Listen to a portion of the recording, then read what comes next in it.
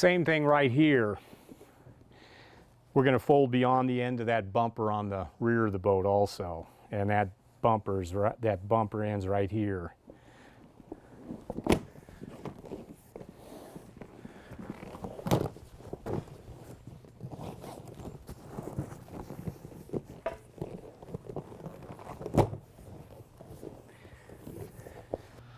All right, when you're coming off the water, you always want to get all the standing water out of the hull.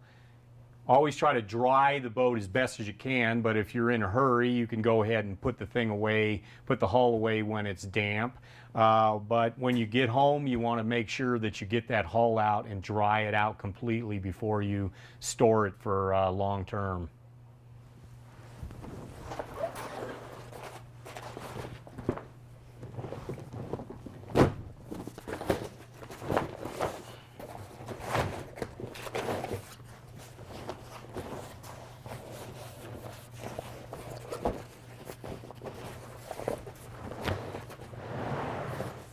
All right, now I'm going to start putting the frame away. Okay, when we pack up the frame, we have optional packing sleeves here, and these work really well for long-term storage of the parts. They keep the individual parts separated and just added protection. So I'm going to put all the rods in this first bag here.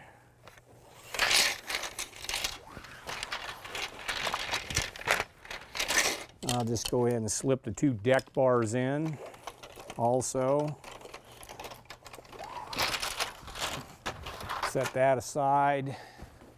Then the next bag is for the combing pieces.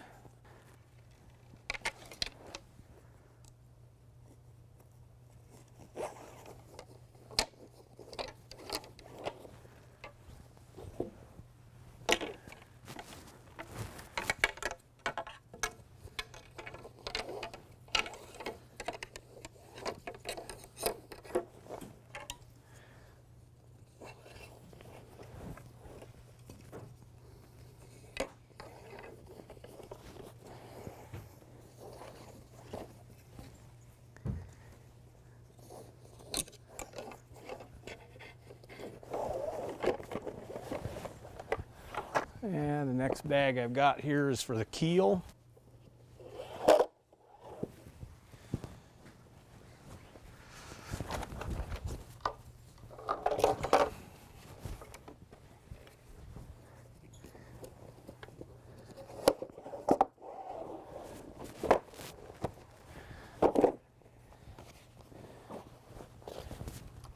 And last bag is for gunnels.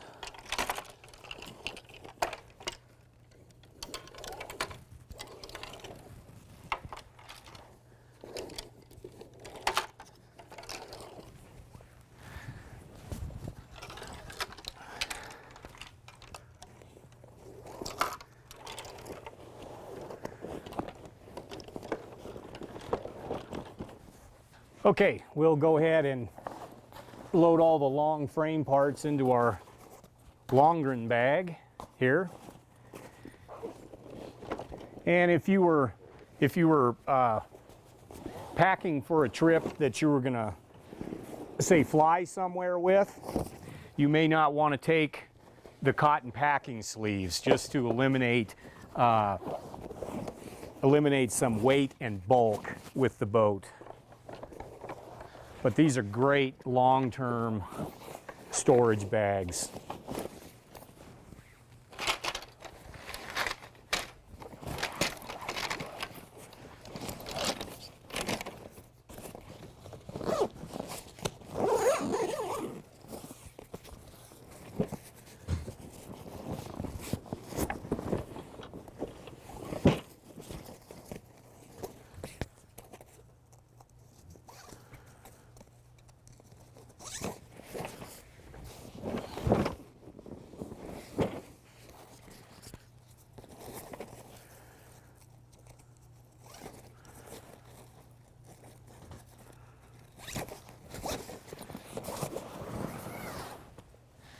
And next we'll put the ribs into the rib bag.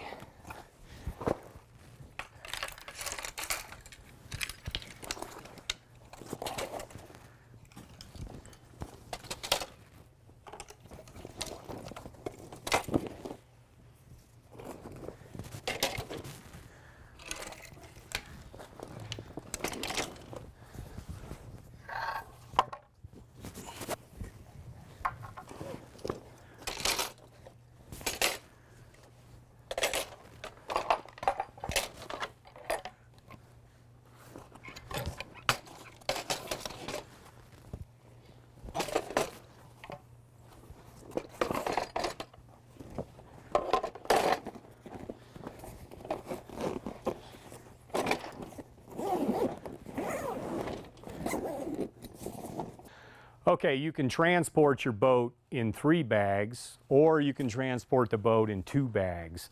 It works a little bit better if you're traveling on the airlines, just to go ahead and put the rib bag in with the hull hull.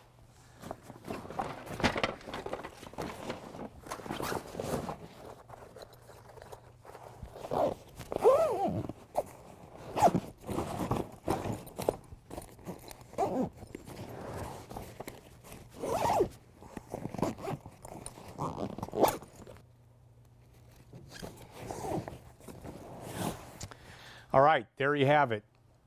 2 bags, 1 boat, long haul folding kayaks and canoes.